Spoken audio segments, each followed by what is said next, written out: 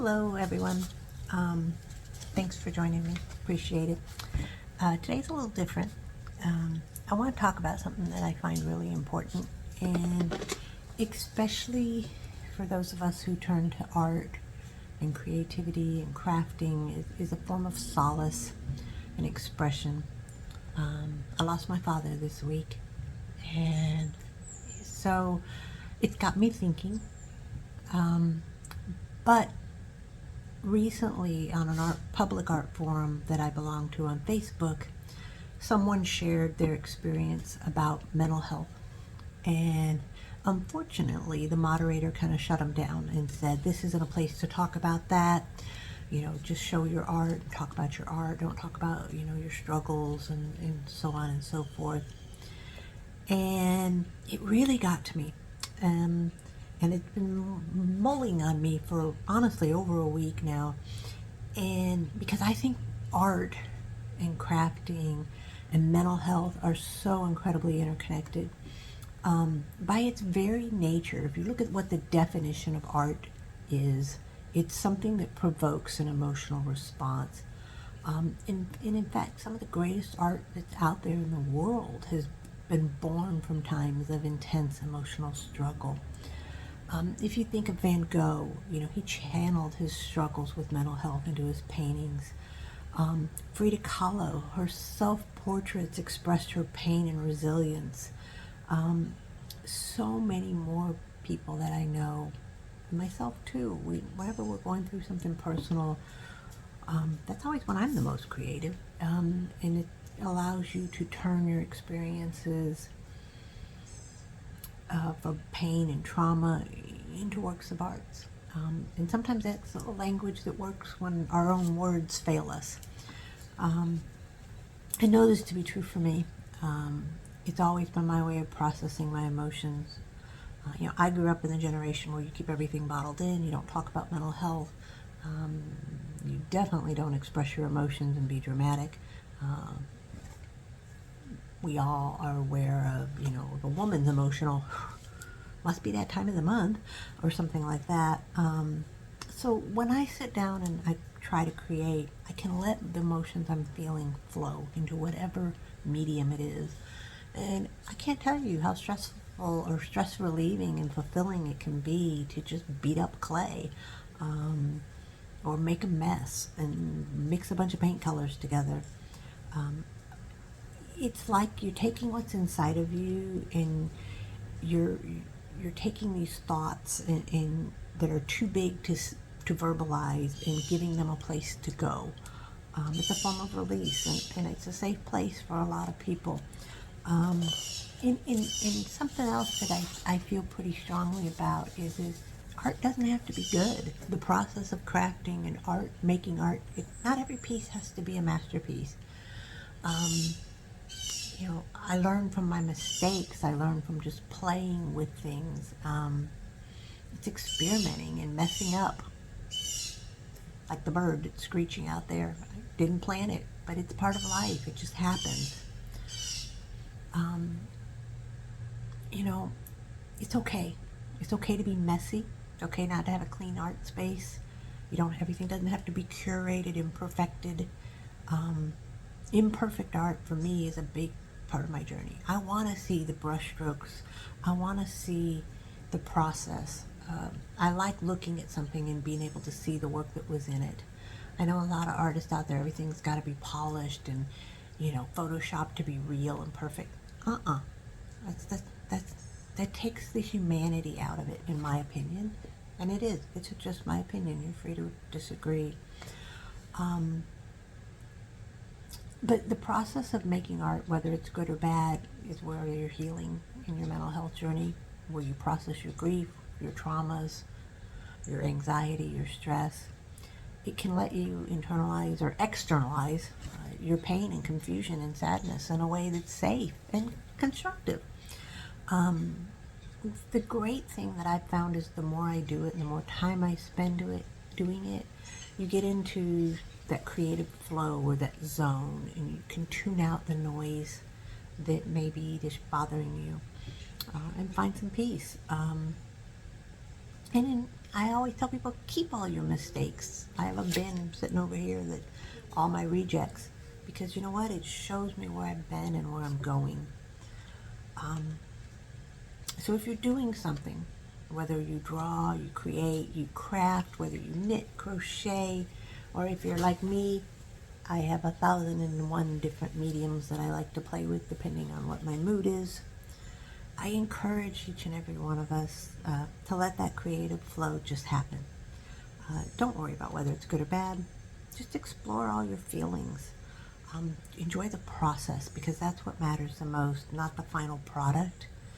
The act of simply creating itself is very, very healing.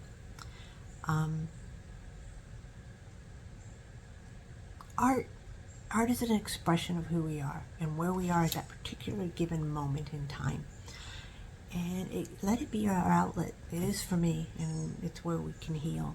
I'd love to hear your stories if you have any of what you use for a healing tool. Some people, they just go run and it's exercise and it's physical fitness. Other people, it's music. But, the bottom line is we all need to keep creating one brushstroke, one line, one piece at a time. And not be afraid to tune out the world, because that's often where the healing can begin.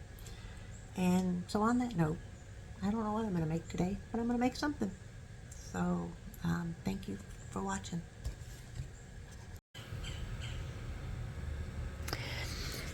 I should also say, I often wear this little hat that says, I made it myself. I took an old hat, found this patch, and ironed it on. And it says, nature is cheaper than therapy. And I agree.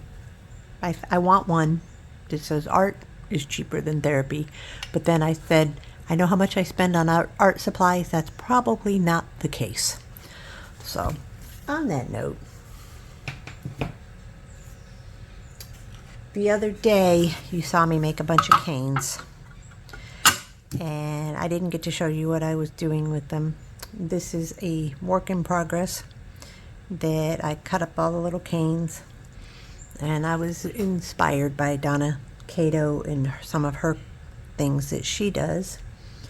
The intent, when it's done, it's not done yet, it's not speaking to me and saying it's done, is it may be a picture, it may be a journal cover, I don't know. But I wanted to show that so people can see that I didn't mislead them and tell them that I was making something with those little canes. But I haven't got any further yet. What I do have is some leftover gold foil from when I made that piece, or started that piece, that I feel obligated to do something with because I hate waste. So I am going to go into my box of cutters and tools and see what I can do with these. And let's just take this for a ride and see where it goes.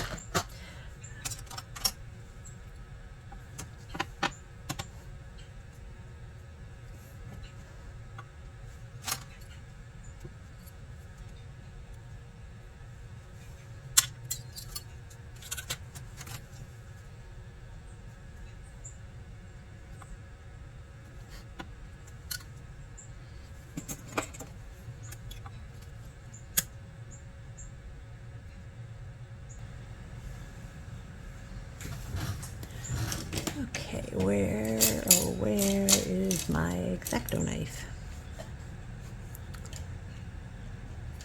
Or I prefer scalpels.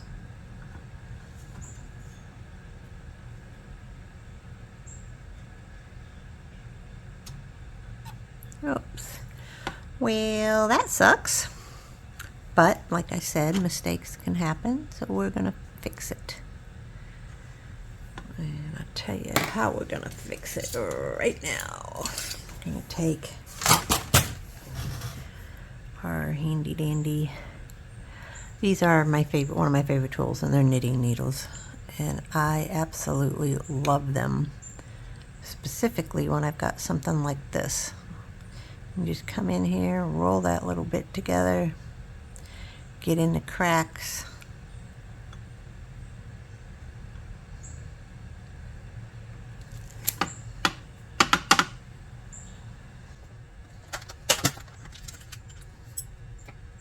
Never can remember which ones are bigger. The red.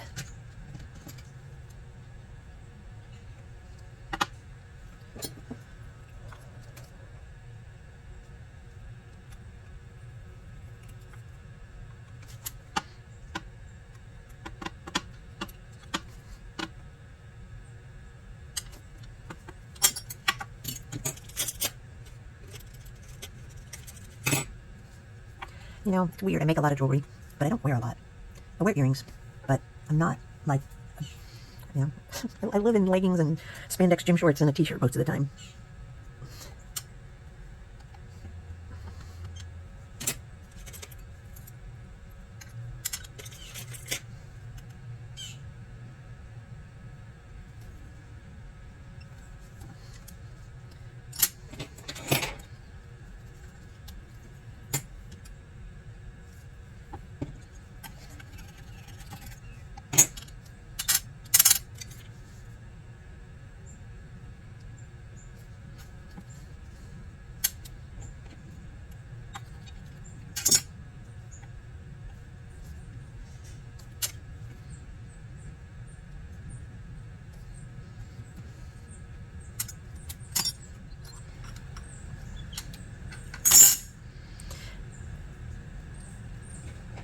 Okay, I just bought these cutters because they were on sale at the craft store, and I see why, because they do not make a good clean cut.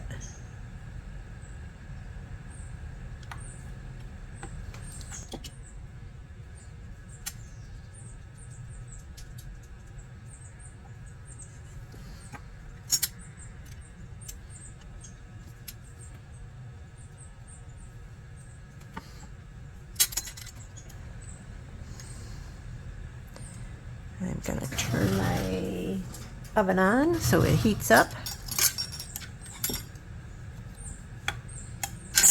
And we will put these in the oven to bake.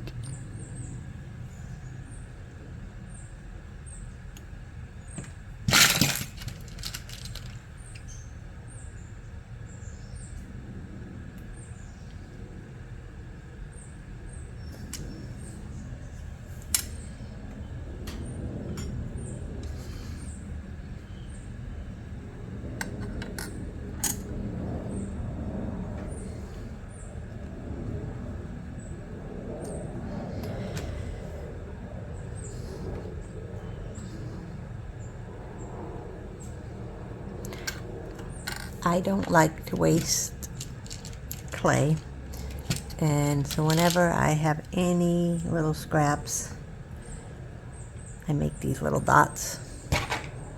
Donna talks about doing this, and I find it incredibly helpful. And I have a whole, I'll show you here, every color, mainly gold and silver, but dots and pieces and bits and bobs, and you know, like there's a piece there that, like, now I could come put that in there, which I may do.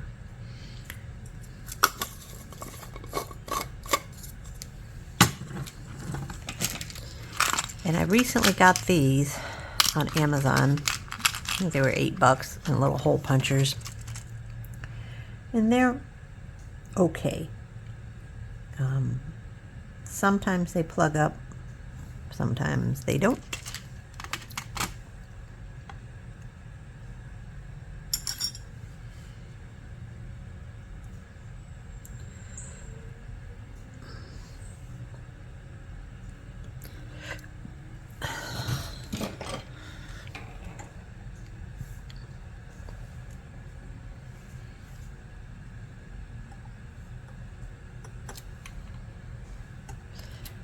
Normally, if I'm making just the little dots and things like that, I want them to be thinner. This is on a pretty thick setting, but these are going to be like bezels for a frame of something, of some kind, some sort. I do not know. But I'm going to take this little bit of scrap here, and I'm going to go there. I can use that. Let's punch out a few more. A little.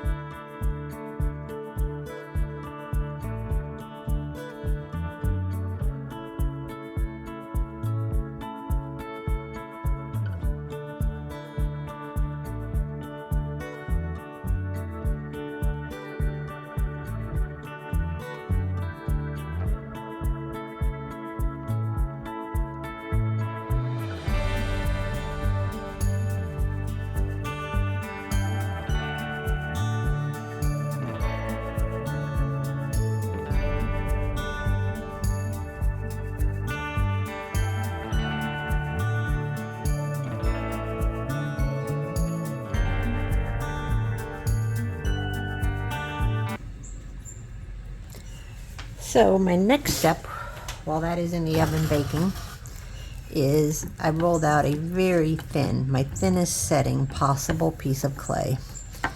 And I am pressing it to my tile. It's really thin. I don't know if you can see how thin that is. Actually, not my thinnest, it's an 8.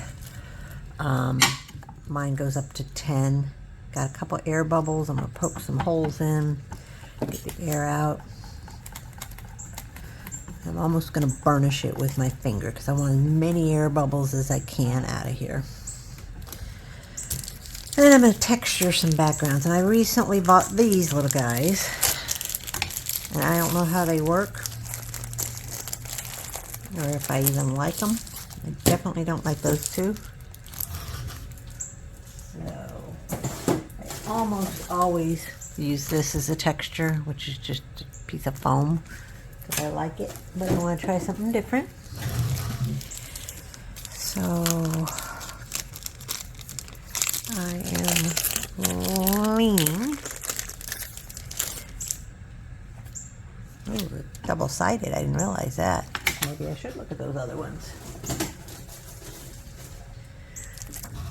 Don't want. That's a maybe. Oh, I like that one with the little monstera leaves.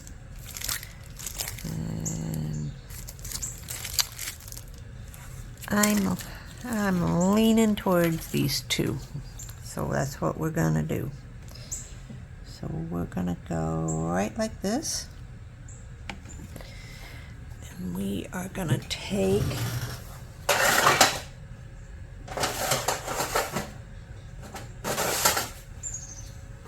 can't find what we're gonna do, what I wanted, so we're gonna do it the hard way. Just gonna roll it down. And I probably should have pounced with my pounce bag. But we're just gonna press this in, see how it goes. Wish me luck.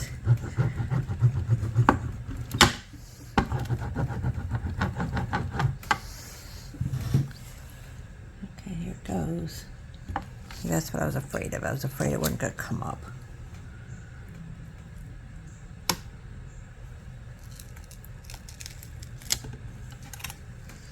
See, it kind of came up in some places, but not in others. But I can use some of that. So let's do the other part.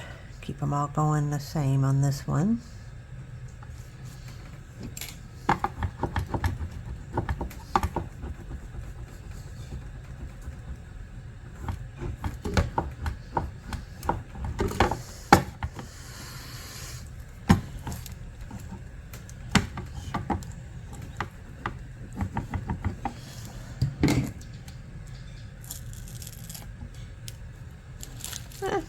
It's okay. And of course I got a smudge because even though it's brand new out of the package, you pick up, look at that, brand new out of the package. And I picked it up from my roller. Apparently my roller wasn't clean. So let's clean the smudges off of here.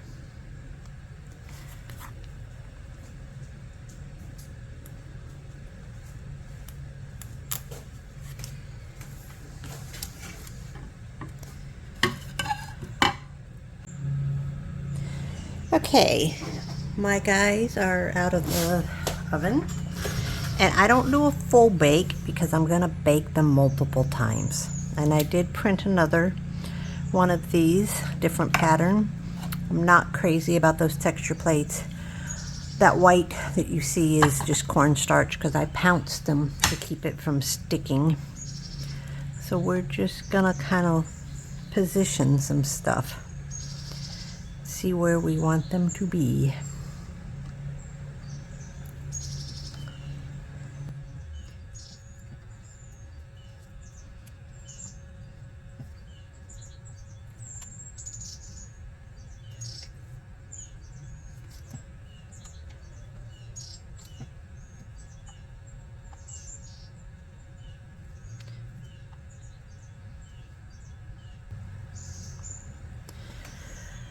Okay, so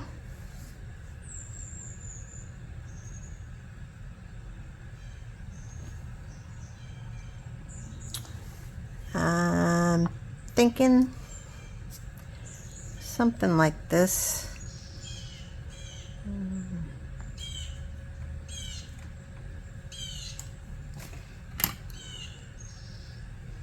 Ish. Maybe, maybe not. I'm not loving this. Put that one up there. Go like that. Okay, so I have an old bottle, very old bottle that I bought from Polymer Clay Express at least 15 years ago. At least, and it still is good. It's got some really thick liquid polymer clay. And I have my handy dandy, I call it my polymer clay brush. And I am going to take a little bit and I'm going to paint very lightly on the edge.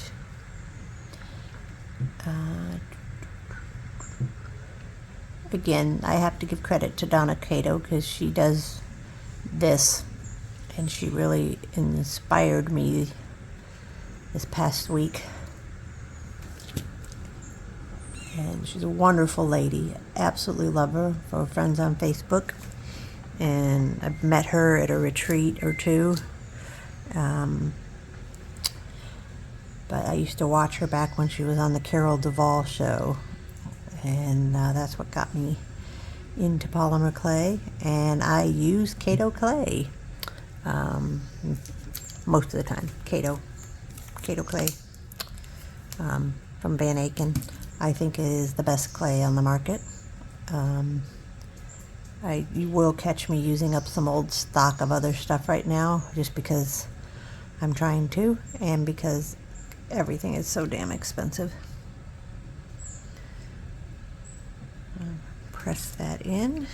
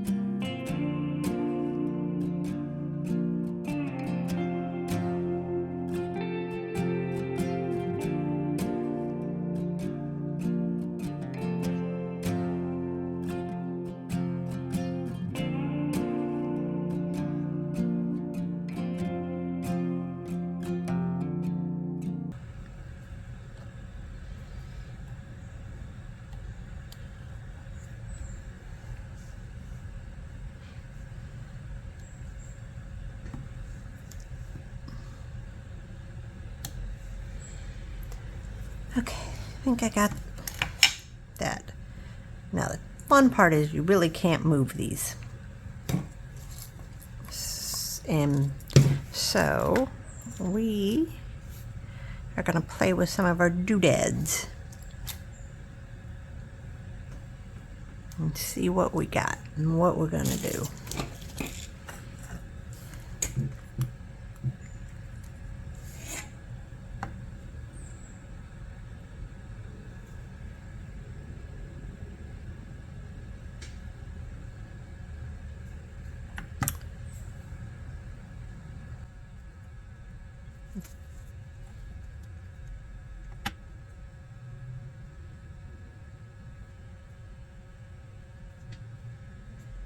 Not liking that one.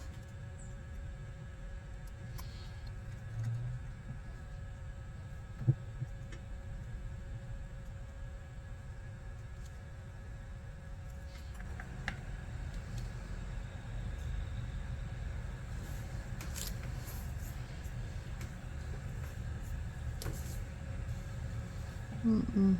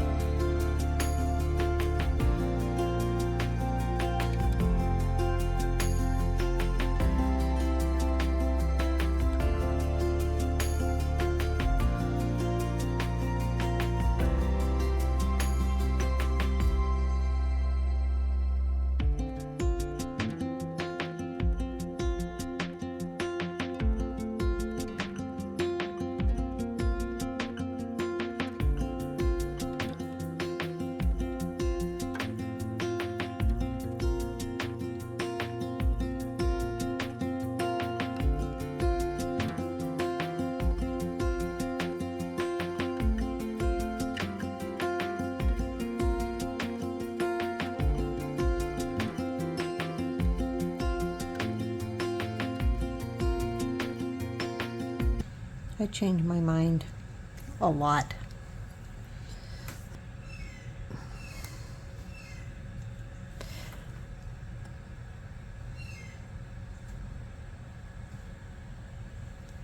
See how these are a little different in the color? These are painted with gold paint, which is what Donna does a lot. The others are gold leaf, and I just think it pops a little more. And maybe, I don't know if it's real gold leaf or imitation gold leaf. I got a drawer full of the stuff, and I don't remember which one I use. But I just find, I like the vibrancy. Just depends on what I'm doing.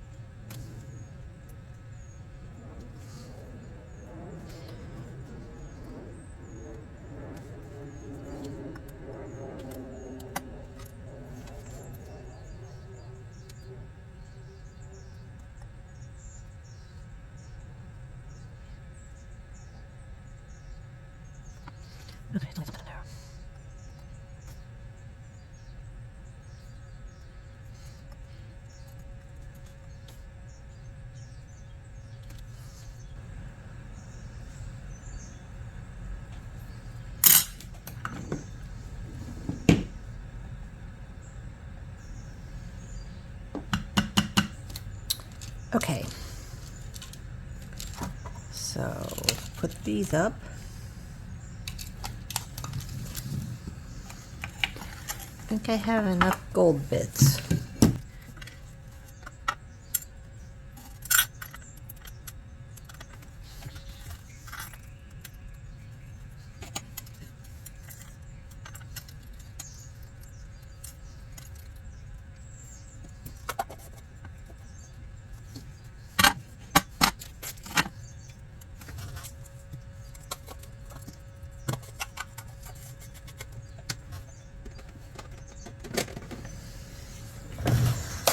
So the other day when I was making stock, and I said I'm making all these little dot canes and so forth. This is what's for, so when I need some, I've got some.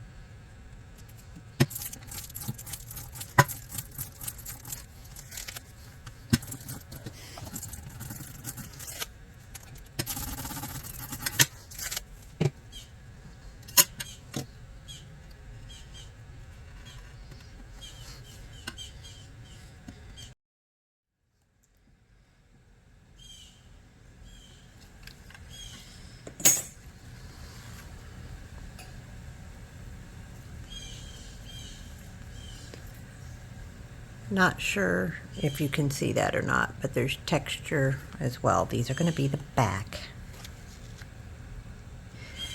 And what I have done is cleaned up all the edges and made them as smooth as I can make them.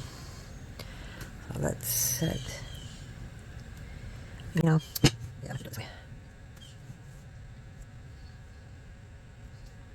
open that one off.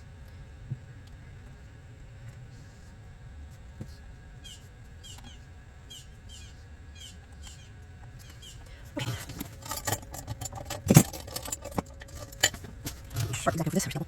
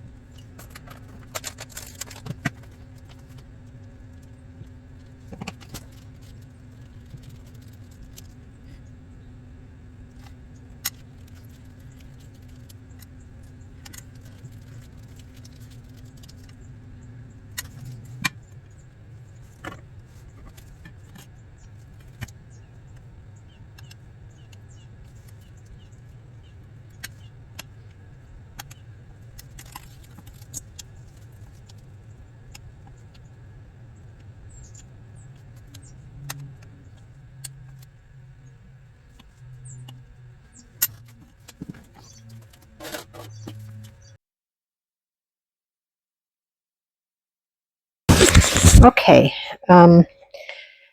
these have come out of the oven and I'm finishing them up. I filled in these 3 guys with resin. This one with resin is going to be a 2-piecer.